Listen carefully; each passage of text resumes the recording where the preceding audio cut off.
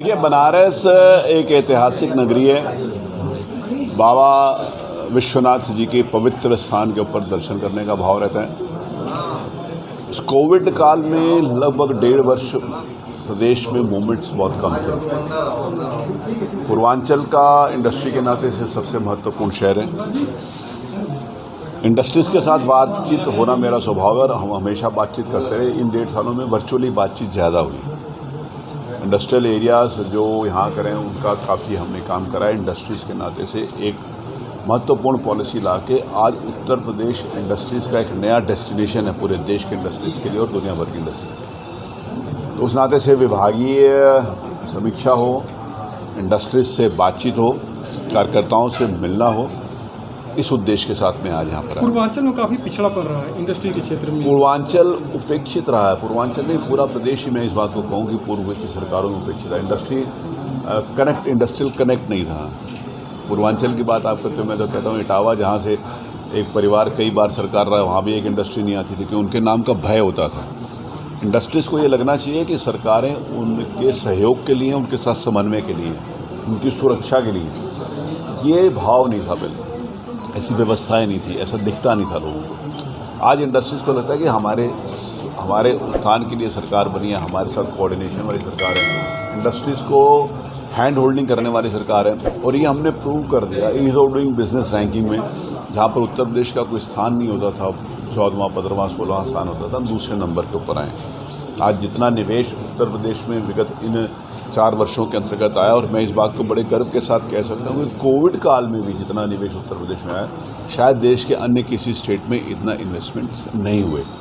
तो उस नाते से इंडस्ट्रियलाइजेशन और इंडस्ट्रीज़ को आगे बढ़ाने के उद्देश्य के साथ आज मैं यहाँ पर इंडस्ट्रीज़ के साथ बातचीत करने के लिए उपस्थित हूँ। पिछली सरकारें जो भी थी उसमें उद्यमियों में और आज के उद्यमियों में कितना अंतर देखते हैं, और साथ ही अगर बात की जाए तो पहले अपराधियों का काफ़ी यहाँ बोलबाला था। देखिए, पिछली सरकार में एक डिसकनेक्ट था इंडस्ट्रीज़ में और इंडस्ट्रीज़ के सरकार के बीच में तालमेल नहीं था, उनके एजेंडे में नहीं होता था।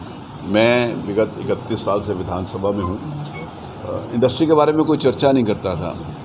आज सौभाग्य से अगर हम प्रदेश की महत्वपूर्ण उपलब्धियां बताते हैं तो उसमें इंडस्ट्री एक अग्रणीय स्थान और महत्वपूर्ण स्थान रखता है।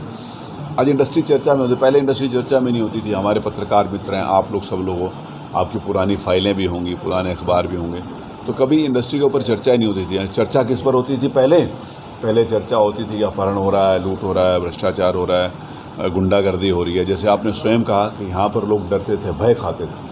उस भय को समाप्त करने का काम हमारे मुख्यमंत्री आदरणीय योगी आदित्यनाथ जी ने किया, जिस समय अपराध और अपराधियों के प्रति ज़ीरो टॉलरेंस की बात करी। बड़े बड़े नाम जो प्रदेश को हिला कर रख देते, जिनके नाम से प्रदेश में आम व्यक्ति डर जाता था, आज उनकी क्या दुर्दशा है। दुर्दशा कहते वो मुझे कब प्रसन्नता हो कि ऐसे लोगों की दुर्दशा होनी ही चाहिए थी, और आज जहाँ पर उनका स्थान होना चाहिए था वो वहाँ पर पहुँचे। ये तब संभव हो सका है जब माननीय मुख्यमंत्री की दृढ़ इच्छा शक्ति और उनके अपराध और अपराधियों के खिलाफ कार्रवाई करने का सौभाग्य से बनारस माननीय प्रधानमंत्री जी की कॉन्स्टिट्यूंसी है। बनारस में विगत 7 वर्षों के अंतर्गत इतना आमूल चूल परिवर्तन विकास के नाते से देखा गया। मैं इस बात को कहता हूँ कि बनारस पहले गलियों का शहर था, अब सड़कों का शहर है। इतनी चौड़ी सड़कों की कोई कल्पना नहीं कर सकता था।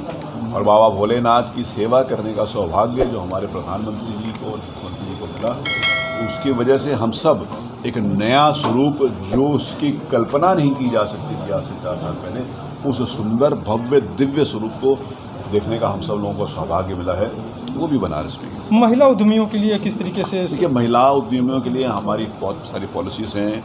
महिलाओं को हम इंसेंटिव्स ज़्यादा देते हैं। अगर इंडस्ट्री में महिलाओं का ज़्यादा उनको रोज़गार मिलता है तो हम उनको एक्स्ट्रा इंसेंटिव्स देते हैं। तो महिलाओं को उत्थान के लिए, उनको आगे बढ़ाने के लिए बहुत सारे काम हो रहे हैं। साथ में मैं इस बात को कहूँ कि सबसे महत्वपूर्ण बात है कि महिलाएं अब सुरक्षित हैं, और जिस समय वो सुरक्षित होती हैं तो जिस समय घर के बाहर निकलकर अपने काम के, अपने उद्योग में, अपने बिजनेस के लिए वो आगे आती हैं। तो ये सौभाग्य है कि आज वो जो डिफ्रेंसिएशन होता था पुरुष और महिला में, उसमें कमी आई है। बहुत ज़्यादा अंतर नहीं, आप महिलाएं ज़्यादा बल्कि उद्यमिता के नाते से आगे आई हैं और बहुत मजबूती के साथ आई हैं। और जहाँ पर महिलाएं उद्योग को चलाने के लिए आ गई हैं, उसने बहुत फ्लरिश किया। सर, ओम प्रकाश राजभर जी कहते हैं कि बीजेपी में ज़्यादा अपराधी हैं।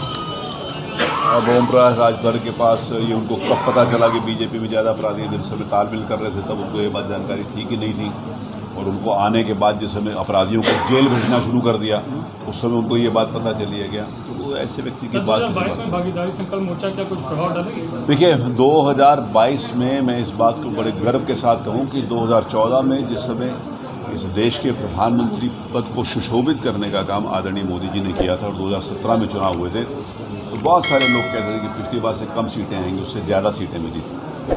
तो मोदी जी का और माननीय योगी जी ने जिस प्रकार से 2017 के बाद देश को चलाया, तो ये डबल इंजन की सरकार है, लोगों को मालूम है किस प्रकार से विकास काम होता है।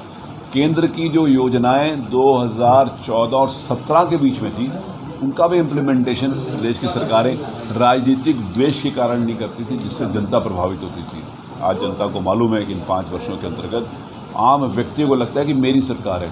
हर व्यक्ति किसी न किसी योजना, कितनी जरूरत है अभी उद्योग? देखिए उद्योग की तो जरूरत तो अनलिमिटेड है। उद्योग का उसमें कोई बंदिश थोड़ी लगाए थे, कोई मार्क थोड़ी लगाया जाता कि इतनी जरूरत है, इसके बाद हमारे को नहीं चाहिए। उद्योग जगत को बढ़ावा देना, उद्योग जगत को बहुत बढ़ावा दिया। मैंने कहा हमने पॉलिसीज़ बनाई, पॉलिसीज़ के नाते से जैसे मैंने आपको बोला ईज़ ऑफ डूइंग बिजनेस में हम 2nd रैंकिंग के ऊपर आए। उद्योगों को समय समय के ऊपर, जैसे कोविड काल में भी कुछ सुझाव आए तो हमारे को अगर पॉलिसी से रिवाइव करने की भी आवश्यकता पड़ी तो उसको रिवाइव भी किया।